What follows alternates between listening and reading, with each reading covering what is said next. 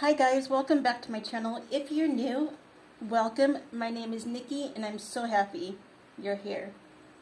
Today I'm sharing the summer eye look I created using the Revolution Forever Flawless Birds of Paradise palette.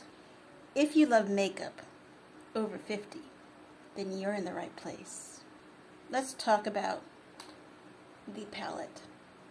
The Revolution Forever Flawless Birds of Paradise palette.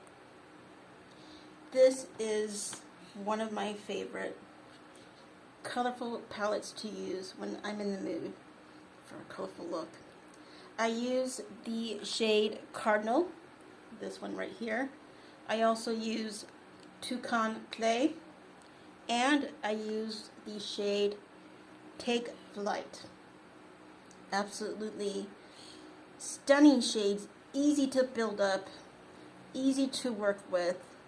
Absolutely love this entire palette. If you are into colorful looks, or if you are kind of wanting to do some colorful eye looks, then I highly recommend this palette. This is the finished look. If you enjoyed this video, consider liking, subscribing, and sharing. Your support helps my channel reach more people who enjoy makeup over 50.